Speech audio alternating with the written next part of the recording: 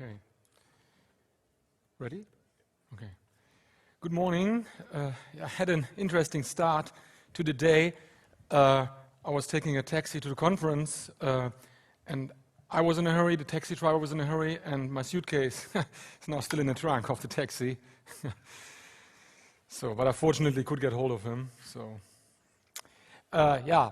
Welcome to this talk on the new Android build system. My name is Hans Dockter. I'm the founder of the Gradle build system and the CEO of Gradleware.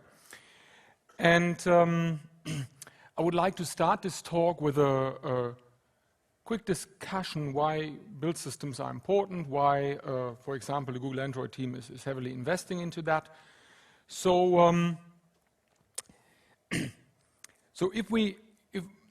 The focus of Gradle, or one major focus of Gradle, are large-scale builds, right? How the software production process with larger software stacks. I talked about that yesterday in my talk, and there are a lot of inefficiency nowadays. It's an extremely inefficient process, usually, with a lot of waste, long feedback cycles, low degree of automation, not very good quality controls for the software that is shipped. And as I said, that is a major focus of Gradle. And we think that when it comes to software production, we are at a similar phase than we had in the car industry when Toyota introduced lean production in the 90s. And Gradle is at the heart of that production process, and still a lot to do. But that is our focus. And this is not, for most companies, this is not something you basically have a choice, right? We've involved with quite a few projects that are on the brink to collapsing because their automation is not working. Build times of 14 hours, and then to work in distributed teams like that, it's almost impossible. So there is a lot of waste on the one side. On the other side, you have companies like LinkedIn, who have a 3,600 submodule Gradle build. And what they managed over the last 2 years, they managed from releasing once a month to multiple times a day. So once you are on the one side of the spectrum and your competitors getting to the other side, you have a serious problem, right? So it's, I think, over the next years, there's basically not much choice for organizations producing software to invest into that field. So often when I present the new Android plugin, in contrast to Java Enterprise audience, the teams are smaller, right? So the pain they're having is not comparable to a project where 500 developers work on one ear, right? So, but nonetheless, although the pain is not as strong, there is a lot of reason to invest into automation, even for smaller teams. Take the Gradle project itself as an example. 10 people working on it, plus the community, and we invest a lot into our automation, right? So we have an armada of tests that need to be executed fast. We have a very complex matrix we have to deal with. We have to ensure backwards compatibility, that we work with different JDKs, that we work on different OSs. And we don't have much resources. So, for example, we release every 6 weeks, and we have a 500 pages user guide, right? And we can't have a copy editor going to the user guide every 6 weeks, whether the samples are still okay. So all the samples in the user guide, they are fully automated. So they are all integration tested, and the output of the samples also injected directly into the user's guide, right?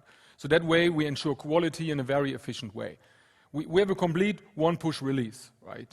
One push release for release candidates, one push release for final release, including website updates and all that is necessary. So that way we can be very fast, very agile, and yet remain at the quality we need in that mission-critical domain. And the other aspect is what we see. So the mobile platforms are obviously getting more and more part of the normal enterprise stack. But what we often see is that how the mobile platforms are built is not fully integrated with how the other software is built. And that is a missed opportunity, right? So imagine you had a really integrated build, and the people working on the back-end services that your Android application is consuming could have easy ways to ask the build, hey, tell me if the following change has broken the mobile application, right? So you want to have a rich interaction there, and you want to integrate the mobile build into the continuous delivery process of your organization. Okay, so having said that, why I think we should care what is this Android build system about. The Android build system is based on Gradle, which is, yeah, we think the most advanced build system out there. And then there is the Android Gradle plugin, right, which is maintained by the Google Android team themselves, plus the IDE integration, which is a really very nice piece of engineering by the Android team. And this together is the new Gradle Android build system. So it's a normal Gradle plugin, but a very elaborated and deep one. Gradle provides many ways to extend the platform to make any platform a first-class citizen, not just Java, be it Android, be it C++, be it JavaScript, doesn't matter. That's the extensibility of Gradle that really helps here. So, of course, we are very excited about that. It definitely accelerates the adoption of Gradle, but that's not the only reason why we're excited about that. We think that the Android build system really represents a state-of-the-art way to build for a specific platform, right? So it's, in a certain way, it's leading the way, and I will talk more about that when I show you my examples. So one thing about the Android build system is it is declarative. Let me ask one question before that. Who of you is developing Android applications? Right. So, and the rest is mostly interested in Gradle? Okay, good. So the build system is declarative. Let me show you a simple example for that.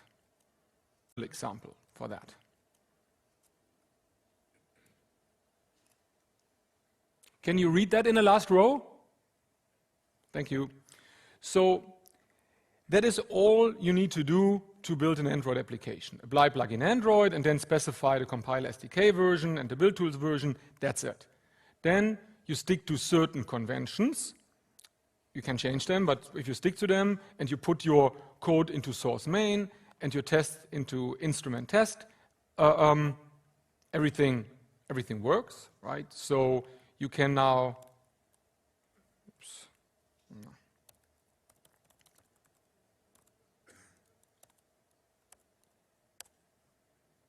ask Gradle, what can I do? Can you also read that in the last line? Good.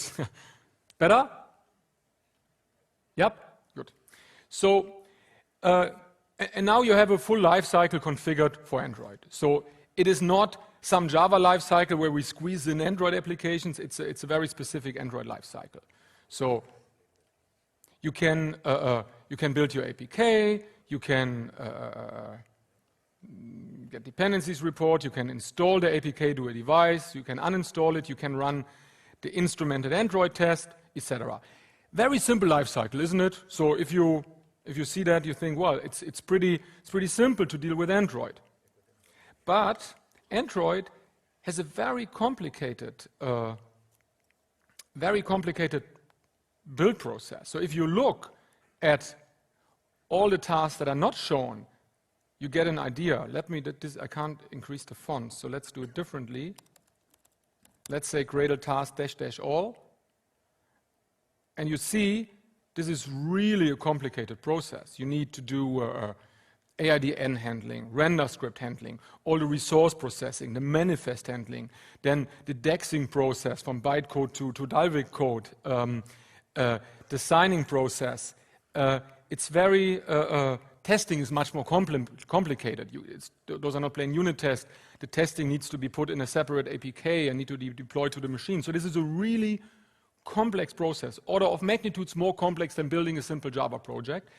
And you see already one virtue that Gradle, that is a key concept of Gradle, hide complexity for a normal developer.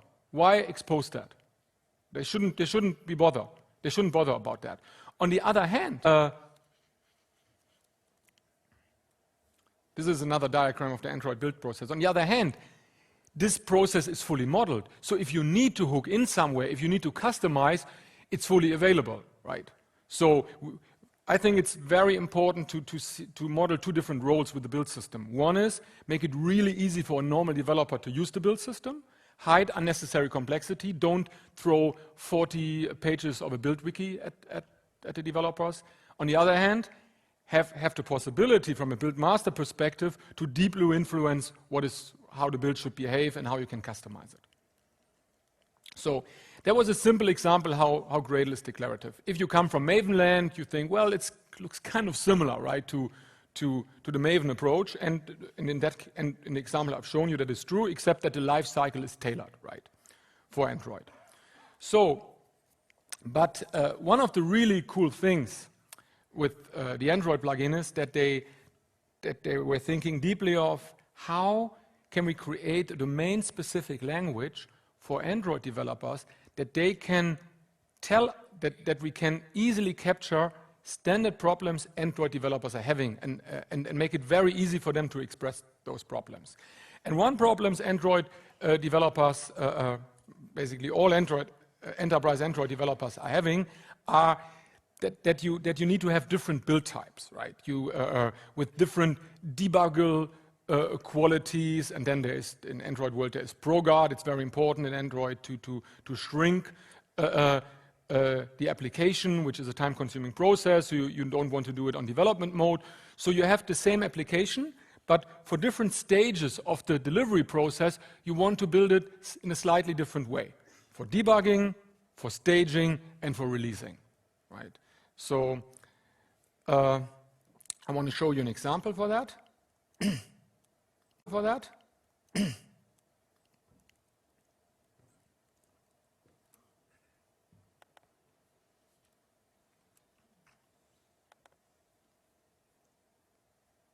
Oops. Can you read it? Good. So, so the Android plugin itself is by default adding two build types, release and debug. And then you have a section where you can say, okay, I configure the debug build type with some additional information, right? You can for example inject code for a specific build type and then do something at runtime depending on the build type. But you can also say, hey, I want to create a new build type called staging.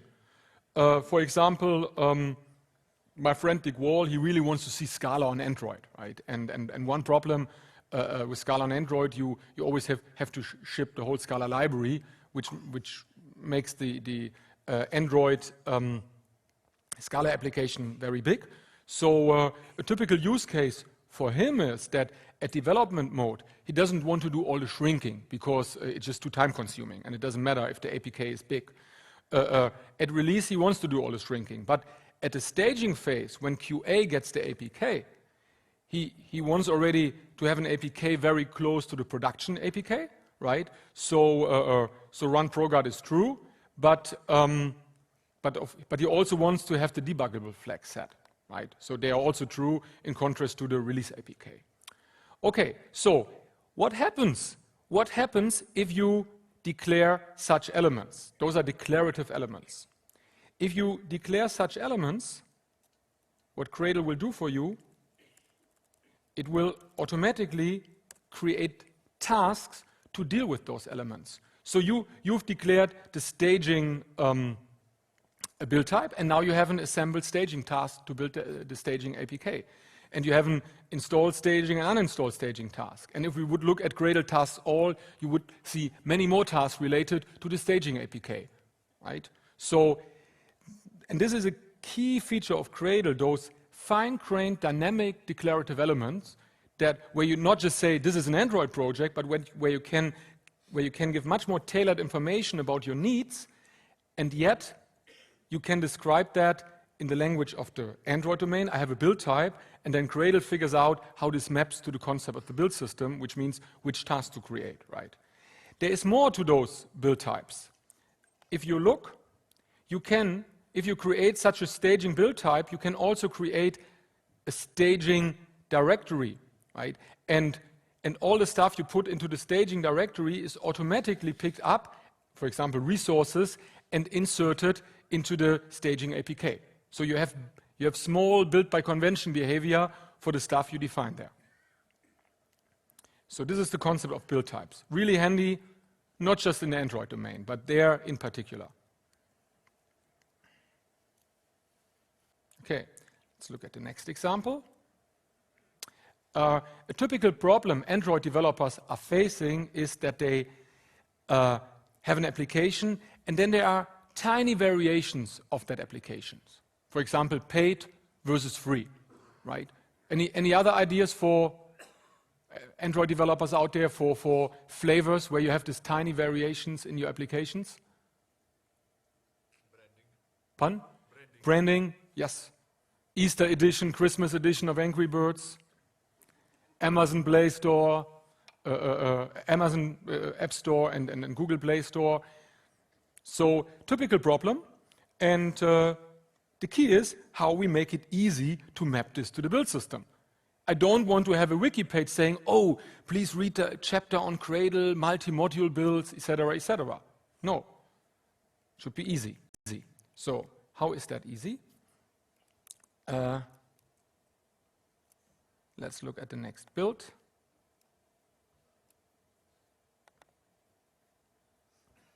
So we have a language element called product flavors, contributed by the Android plugin.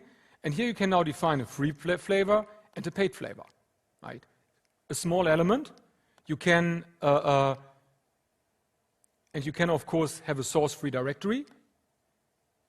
You can have a source-paid directory for the specifics of that variation. The main of the code base is still in source main, and in paid you have the variants. There are overlay rules. So build type, if build type is overwriting resources, it wins over the same resources in the build flavor, and if the build flavor is overwriting something, it wins over the main classes or resources.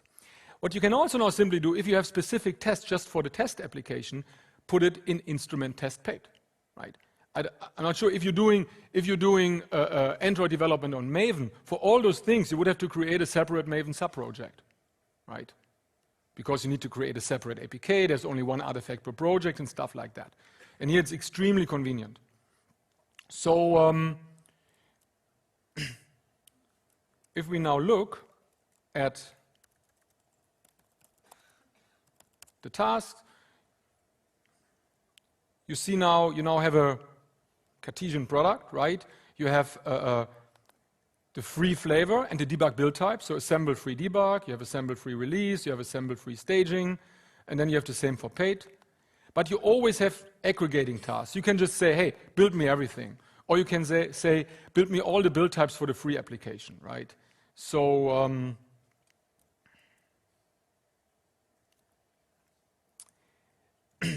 yeah, and the same as with the build types, those are dynamically declarative elements that create all the actions automatically for you. You don't have to bother about that. So we have talked already that there is more than one flavor. So do you have to decide for one? What if you have multiple flavors at the same time? I didn't warn you about the nudity, excuse me.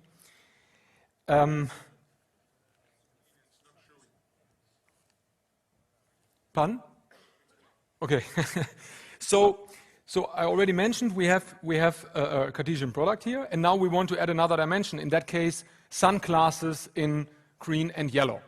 I think they're really missing, right? So what do you do?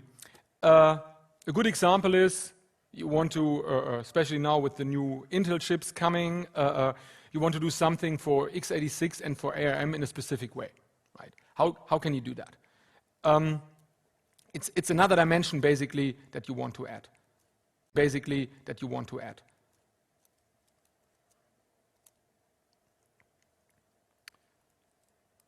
So we go to this guy here. That comes later. Good that it's small and you can't read it. No, so what you can do is you can create flavor groups. ABI for the processor and version for paid versus free. And then you can define your product flavors and you can assign a group to it. So the free flavor belongs to the version group, the paid flavor belongs to the version group, the ARM flavor belongs to the ABI group, and the x86 flavor belongs to the ABI group. So if we now have a look,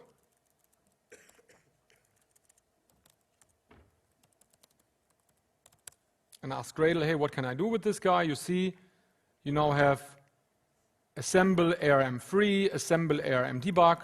You have the whole matrix automatically generated for you. So let's kind of enjoy this script. I mean, look how small that is. Everyone knows what is going on here, right? It's so simple, happening under the hood. So if you do a Gradle task -- all, it's more than 300 tasks. Imagine you would have to write that build with AND. 1,000 lines of XML. 100%, right? Imagine you would write that build with Maven. You would have easily a 20, 30 submodule project dealing with all the different flavors and another submodule per test. So in terms of expressiveness, maintainability, there's an order of magnitude difference, right? In terms of learning curve for the developer, it's so much easier, right? And there is a deeper concept behind that. So what we are trying to do with the Gradle Android plugin is providing you a rich model, right? And the rich model has a lot of advantages. For example, the build scripts are very expressive, but that's not where it stops. The core principle is, first of all, developers should be able to express their requirements in the language of the domain they know, in the language of the Android domain. I have build flavors, I have product flavors, I have build types, and they shouldn't need to map those concepts themselves to the concept of the build system, multi-module build, task, etc. So that's one important thing. But there is more to that. Once you have such a rich model, it's so much easier to integrate the build with an IDE in a rich way because it's queryable, and it's so much easier for you to extend it. So in an end, let's say you have the requirement for every product flavor that is free, right? You want to do some additional checks whether the libraries used by the product flavors, by the free product flavors, violate certain licenses, right? With Gradle, you can just ask, hey, give me all the variants, give me all the product flavors. If there is a free flavor, do this additional check. It's a couple of lines of code. How can you ask an end build, hey, tell me your product flavors, and doesn't have any model? The same is true with Maven. In Maven, a product flavor would be just another sub-project. There's no way this is modeled, and you can easily ask those kind of questions, either for integrating with the tool or for extending that. Let me show you a little example.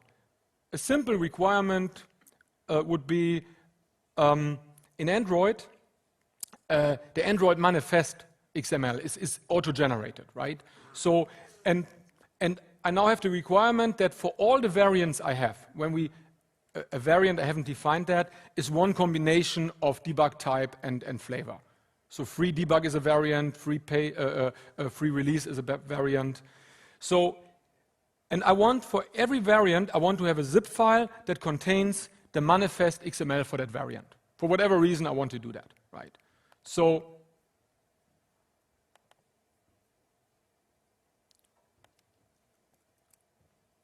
what I can do is, I can say, hey, please iterate over all the application variants and create a zip task which has a certain naming pattern and which takes the process manifest file of the variant. That is what a rich model can do for you. It's a couple of lines of code. And if we now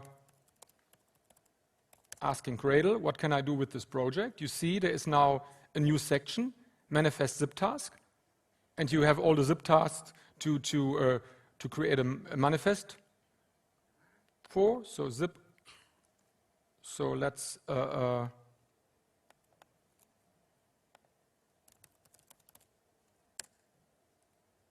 right.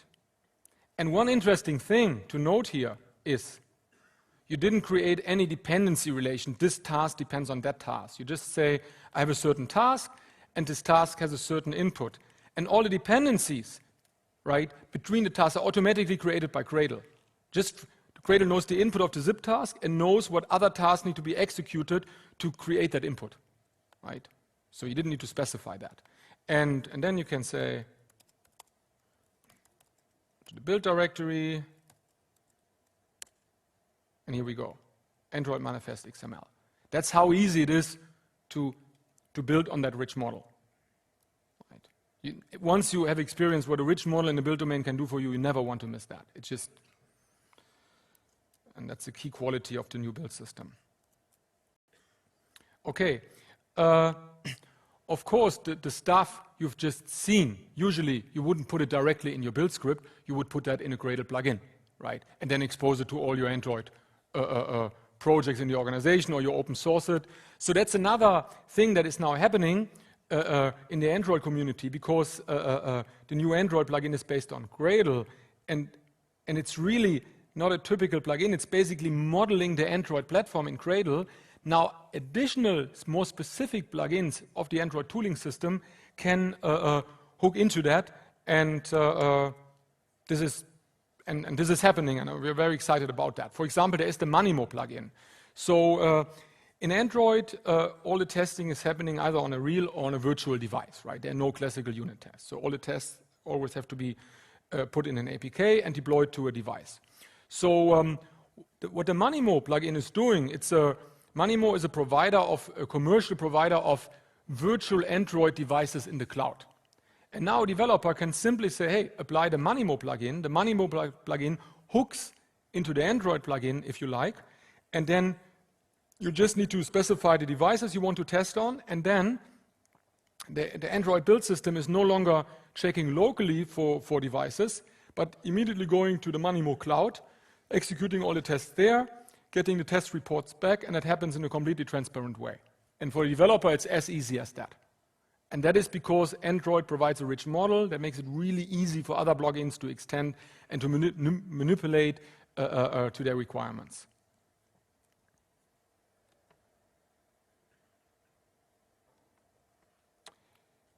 So, I upgraded to a new version of Keynote, and that has really screwed up my slides. I wouldn't have expected that. Anyhow, I hope we do a better job with backwards compatibility in Gradle. So one other reason why the Android folks went with Gradle, because Gradle is a powerful platform, and there are a lot of core services they want to provide to their user base. And I want to show you some of those services, which are not related to Android, but are general Gradle services. Not specifically related to Android, I should say. So one thing I want to show you is the Gradle wrapper.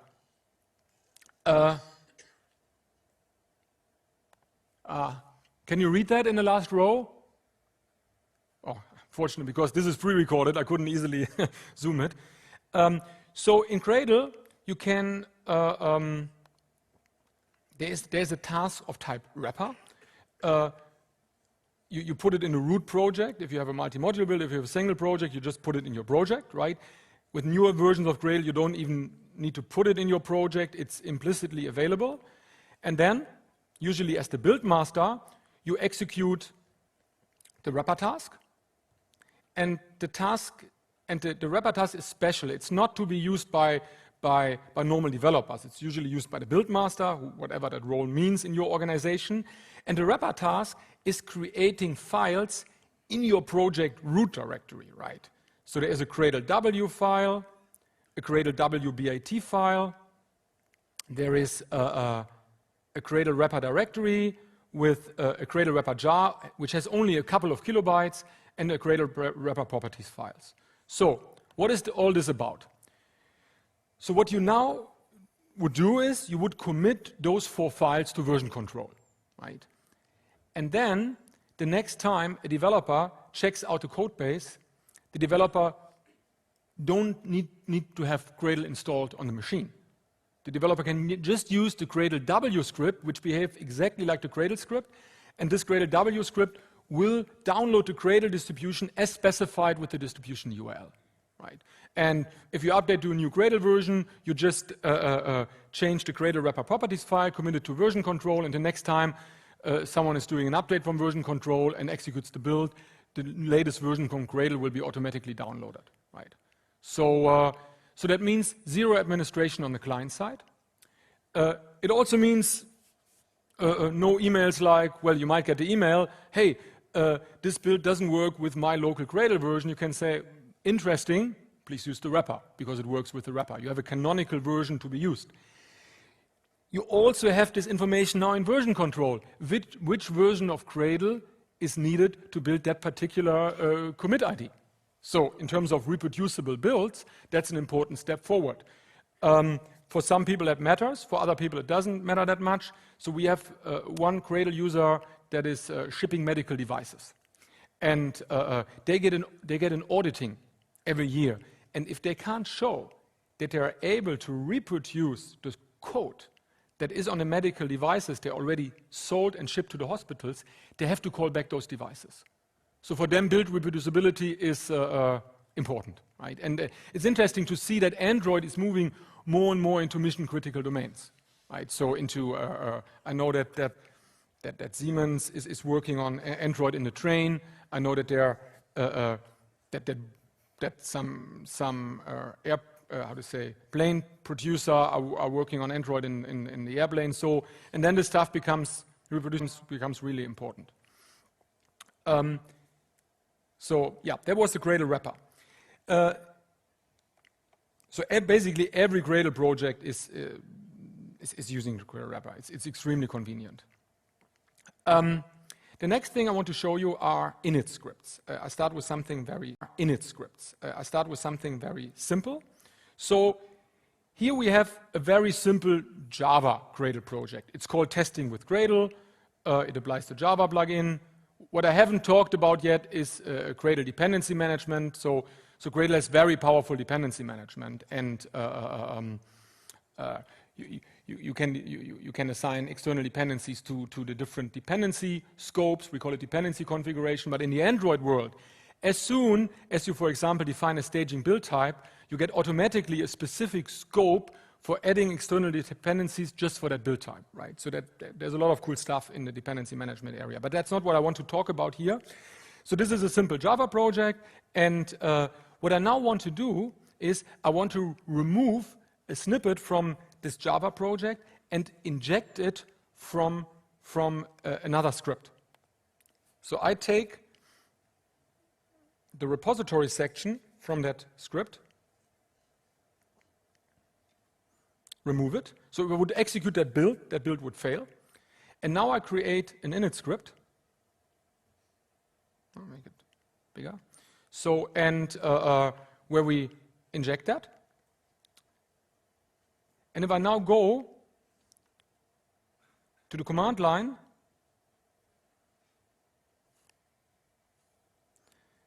and run a test for this Java project and inject that init script, as I said, without the init script, the build would fail, because Gradle is repository aware. It doesn't pick up a local dependency from the cache if it's not mapped in the build script to the repository where it came from. I now execute this guy, and the build,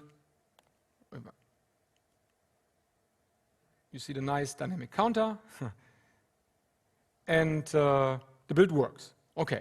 So that was a very simple example how you can inject behavior into a Gradle build. Let's do something more fancy. Let's inject the following behavior. Let's say, hey, I want to have a warning in real time if any of my tests is taking longer than 20 milliseconds to execute. So this is getting more interesting. So in those init script, I have access to the Gradle runtime. So I have access to the Gradle object, which represents the build where this init script is injected to. And then I can ask the Gradle runtime, say, hey, after you've evaluated all the projects, if it's a multi-project, multi-module build, there are multiple build scripts to evaluate, right? If it's a single project build, there's only one. After you've evaluated all the build scripts, please call, I want to inject a listener at that phase. And then I ask the Gradle build runtime again, give me the root project, and iterate over all the projects in that build. In the case of this example, it's only one project. And then I say, give me all tasks of type test, and then I inject an after-test listener into the test task, which gives me a descriptor of the test that has executed and the result. And now I can calculate the time it took to execute the test, and if the time is larger than 20 milliseconds, I issue a warning. Right? Descriptor, class name is long running. Let's see if this works. Well, it's pre-recorded, so it should.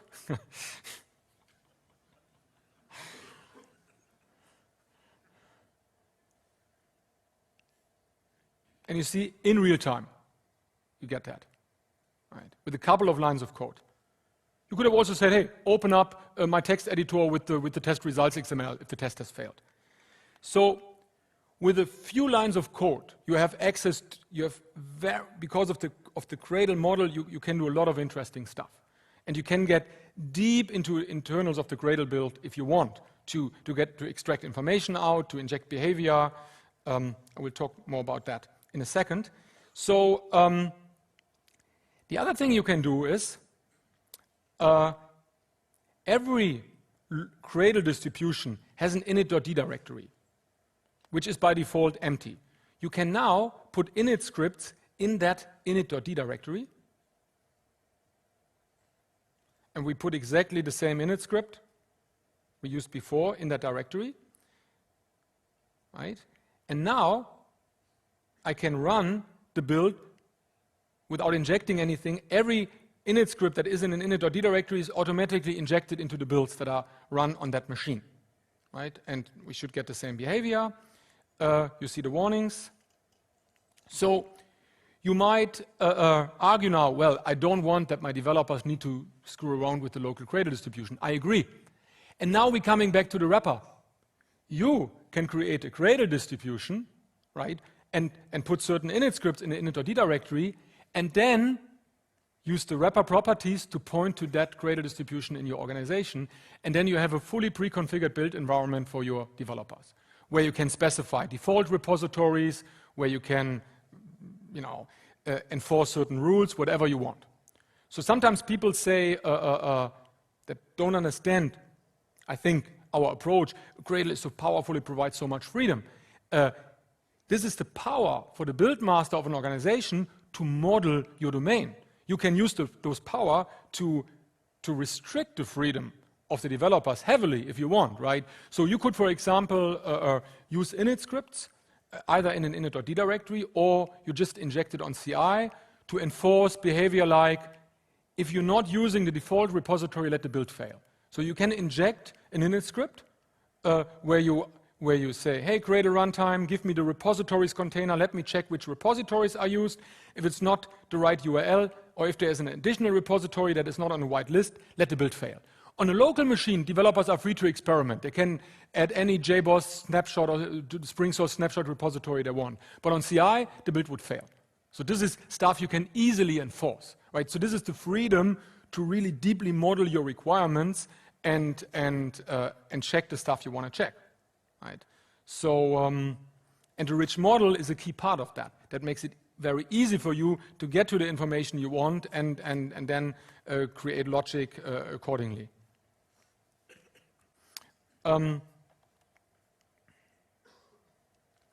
So another things you can do, small but very convenient things.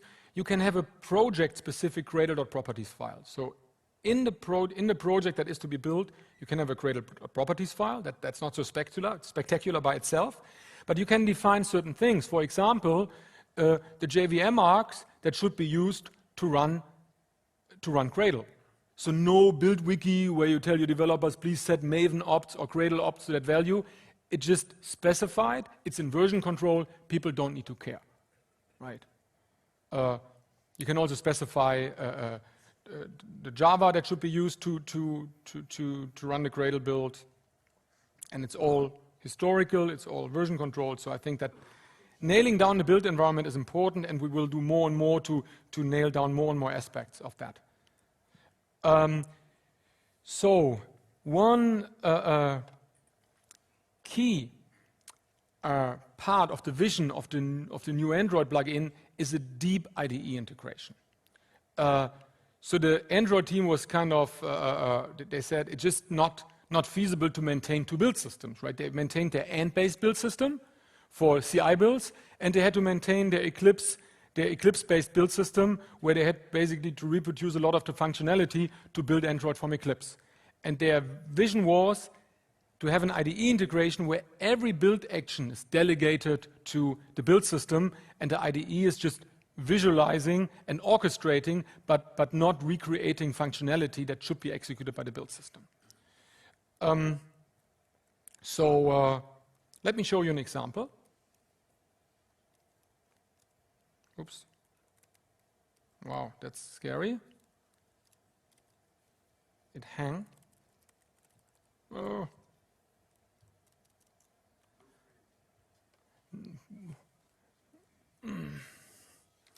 What should I do here?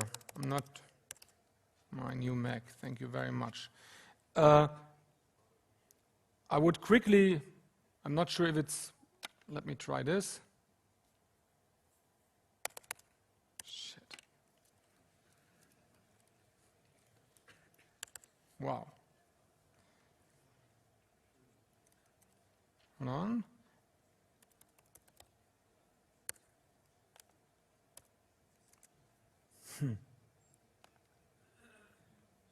Let me see. Now I have a black screen. Oh my goodness.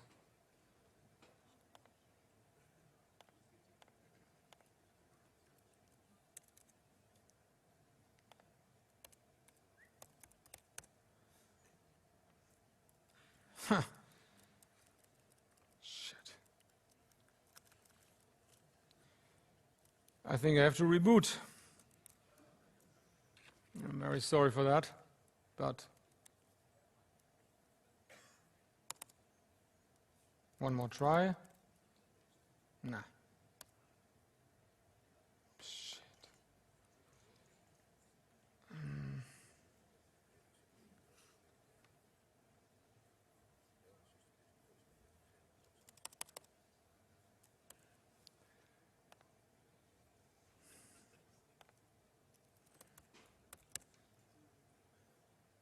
One more thing.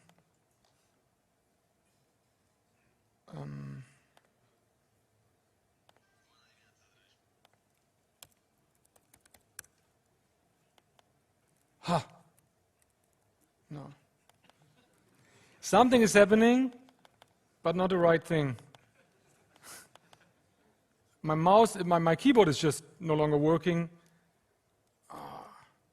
Okay. I should want to shut down your computer. Okay, I have to do it. The other rooms also have technical problems. So good, then you don't leave. No, okay, so I need to reboot. This is weird. Now nothing works, so.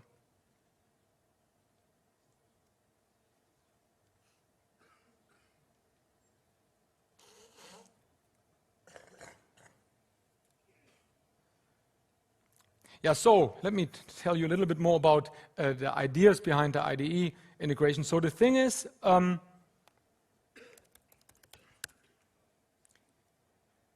what a rich model can provide, it makes it very easy to the IDE to visualize, to visualize what the build system is defining. And and as soon as you have a little bit more complex stuff to do, let's say you have integration tests, right, that have a complex test fixture. What I often see is people want to execute those integration tests from the IDE, and then they have a build wiki where they say, if you want to execute the integration test from the IDE, first call this end task or that Maven goal to basically create a database, set up the test fixture, etc. And then you can use Eclipse and use the test runner of Eclipse to run the test. Wouldn't it be much cooler if the test runner of Eclipse would be integrated with Gradle, so that Gradle would be executing the test, would automatically set up the test fixture, and the IDE would be just visualizing what is going on, right? You can provide many more ways to get powerful feedback from the IDE. The feedback is much closer to what the CI build is saying, and to make it easier to get feedback so my impression is, if it's not easy for a developer to ask certain questions, those questions usually don't get asked. They say, oh, then I'll do it tomorrow, right? You have to make it really easy, and I think a deep IDE build system integration is a key to that. So, now the taxi driver is calling, but I don't have time. Okay, so finally, thanks for your patience.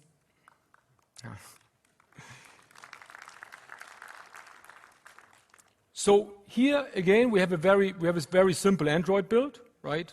So the only thing I've added is I have two product flavors, free and paid. No special configuration. And if you now look at this guy here, I don't know in the last row if you can see it, here you can now choose the variant you are working on. At the moment we have the free debug variant, which means you can see source debug resources is the active source directory, and source free resources is the active source directory, and of course main Java and main resources. So if I now look at this Android application, let's make this larger. You see, hello world, right? So in the free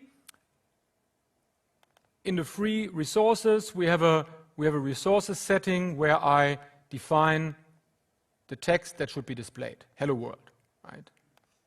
Okay. So if I now switch to, let's say, free release, you can see that now the release resources source directory is active and the source debug is no longer active. If I now switch to paid debug,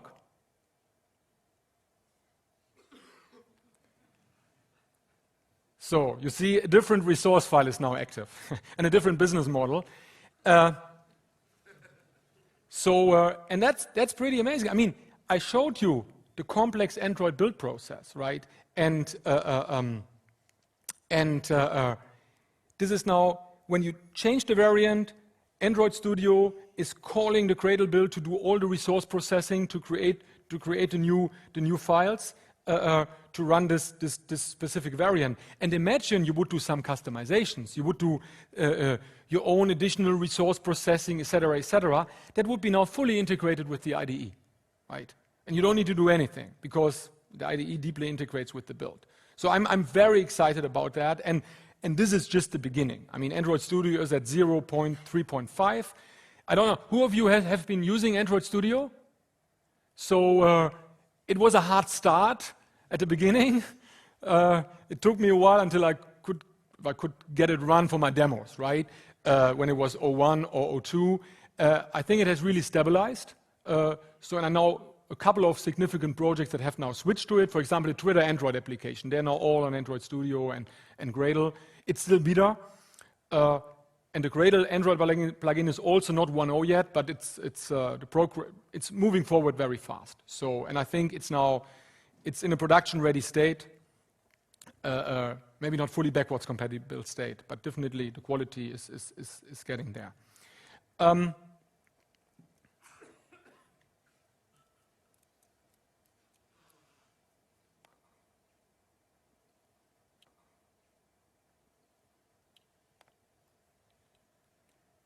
That's the final slides already.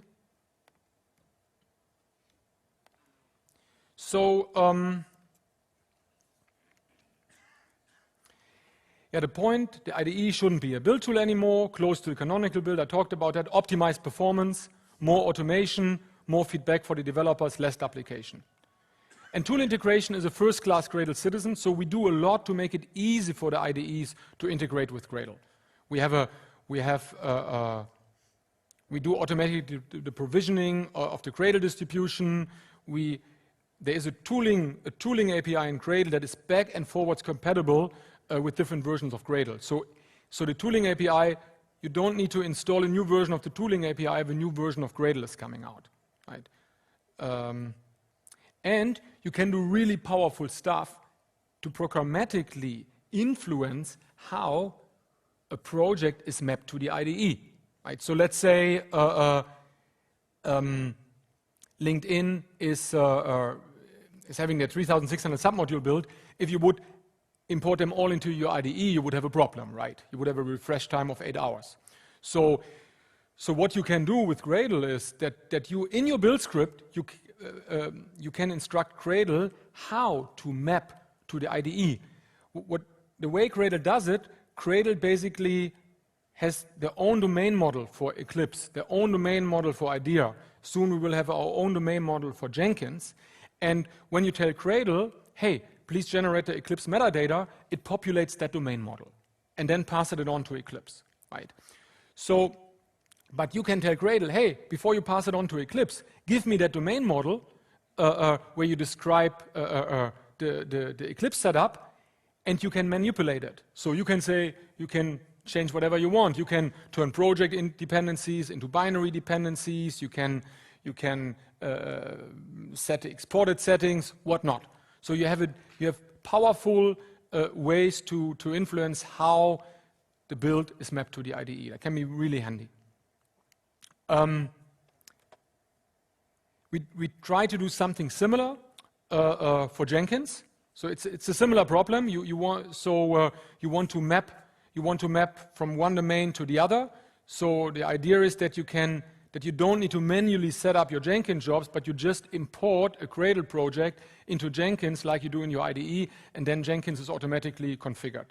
So we're already talking with the Jenkins team about that. The Android team is also very interested in that functionality, and it's another area where Android is basically leading the way, how a modern continuous delivery pipeline should look like, in our opinion.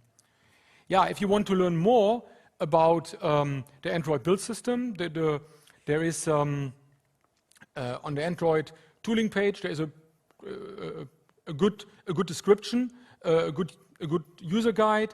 There's also a Gradle samples zip with extremely valuable 40, 50 samples for all the different stuff you can do. And we had no time to talk about today. There is an own library format for Android libraries, and then how you do library and application, multi-module builds and all that stuff.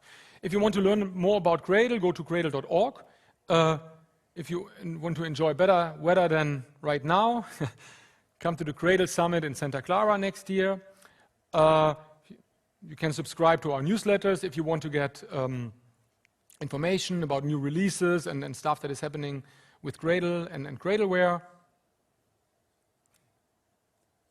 As a company, we provide Gradle and Gradle trainings and services around Gradle and continuous delivery in general. Yeah. Any questions? I have a couple of Gradle books to give away. 6 books, so at least 6 questions, please. Yes, please. When you talked about the flavor groups, yes. you mix different flavors, and let's say we have a mix up there, and we have the same resource. So let's say you have what mixed?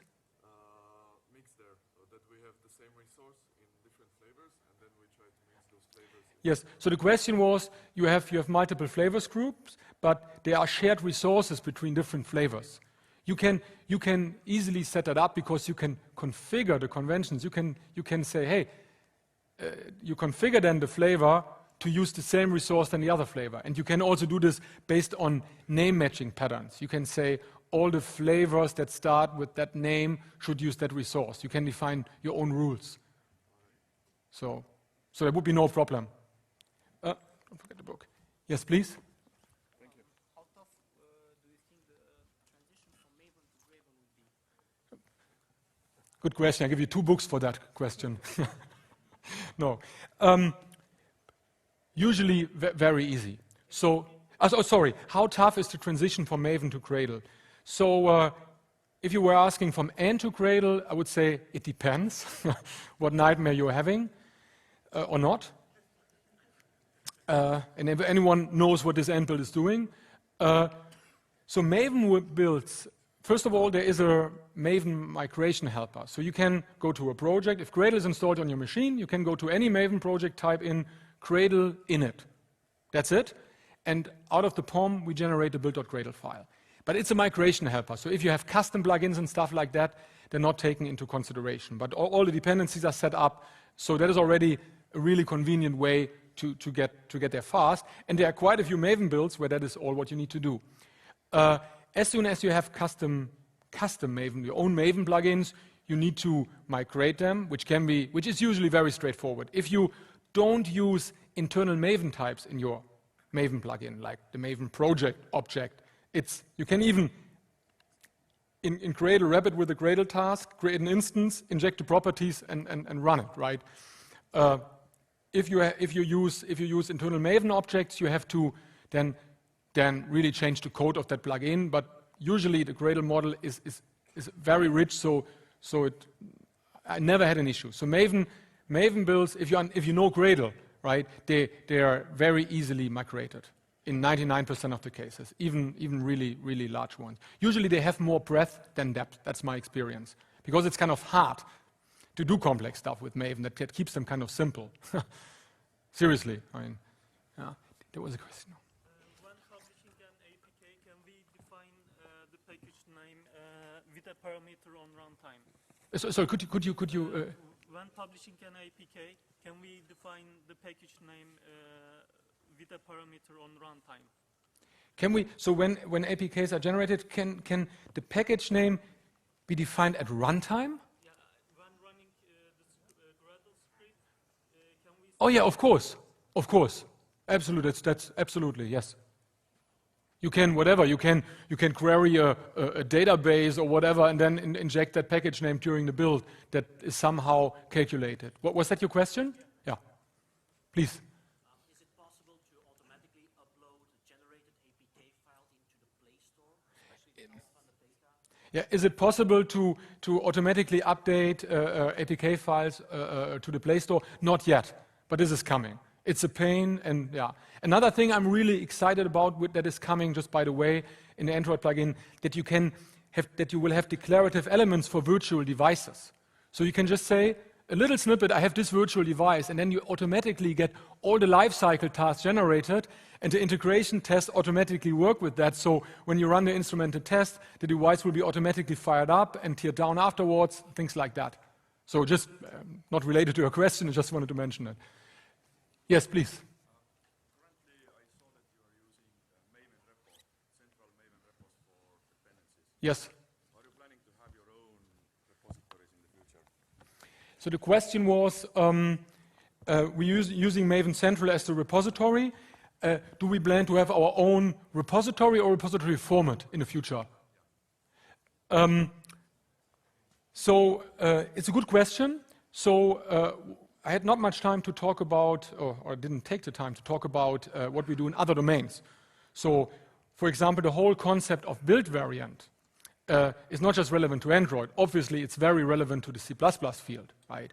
And it's very relevant also to the JavaScript field. And one key thing of variants is variant-based dependency management. So you want to, and now when Java 8 is coming out, in Java 9, in Java we will feel the same problem. You have a library, right? And then you have certain variations for Java 7 and Java 8. In Java 8 you want to use lambdas, and in Java 7 not. So you want to make it very easy to deal with that. But, and now I come to your question, but if your library that has a Java 7 and a Java 8 variant is having dependencies on other libraries that have a Java 7 and Java 8 variant, and they're having other dependencies that have a Java 7 and Java 8 variant, you get the idea. You want to have the concept, you need variant-aware dependency management, that you can say, I'm at Java 8, please pick all the variants of Java 8 from the graph, right?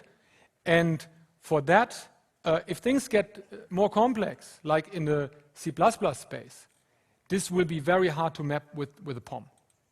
So I think at one point there will be the requirement, definitely for C++, to come up with a more powerful dependency metadata format. Where then the binaries are stored and this format, I don't really care. Yes, please. How does Gradle help slicing the build for pipelines? Like I want to build, then run the test, but not rebuild the whole code and move on to the next steps. Oh, right. Oh, yeah, that's another demo. I didn't want to show time-wise. So Gradle has incremental build. It's a really powerful feature.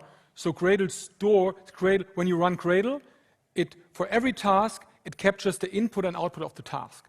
And if you run Gradle the next time, and if the input and output haven't changed, the tasks are not executed, right? So, and that is really a game changer when it comes to responsiveness of the build. And this is a pretty deep feature. What we added specifically for Android is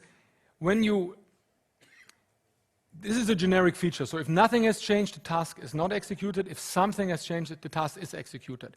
But what we do is, if something has changed, we tell the task exactly what has changed, and then the task can decide whether it wants to redo everything or only parts of the stuff that have changed. So for example, the Android dexing task is now using this feature to only redex what needs to be redexed.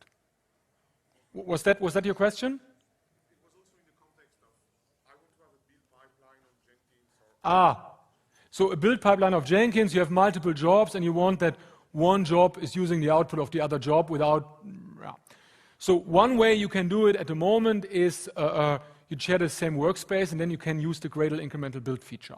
But we want to make that a deeper concept. It's a completely legitimate question. There's an existing problem and we need to find a better solution for that. I was always looking on the left side, so yes, please. Is IDE Integration developed at Gradleware? And is it tailored for specific IDE? Or can it be developed by Eclipse Yes, what about Gradle IDE integration? So what I've shown you with Android Studio is maintained by the Google Android team and is based on IntelliJ, right? So therefore, a lot of Gradle goodness is flowing also into the IntelliJ itself. So IntelliJ 13 has much better Gradle support than IntelliJ 12. And Android Studio is developed in a way that you can also use it as a plug-in if you're not just doing Android development for normal IntelliJ. So IntelliJ Gradle integration is getting better and better. NetBeans integration is really good. There's a good external NetBeans plugin out there. Eclipse integration, let's say it's solid, nothing fancy. It works. It was maintained by the Spring Source guys. And basically we will now very soon invest quite a bit of energy to make that really cool. Okay, last question. Last question. Yes, please. Yep. Are there things you prefer about Maven where Gradle still has to catch up? So things I like with Maven where Gradle still has to catch up. There are a couple of features where we hadn't had the bandwidth yet to work on. Let's say the Maven side plugin. We only have a very basic equivalent. Good archetype support. Maven has a armada of archetypes, right? So those are the two areas that come to my mind. Otherwise, I think from a fundamental point of view, there's nothing fundamental where I say, Maven design-wise is better suited for this kind of stuff. That's my biased opinion, of course, right? So. Okay, if you have more questions, I'm around. I'm still around. Yeah, thanks a lot for your attention.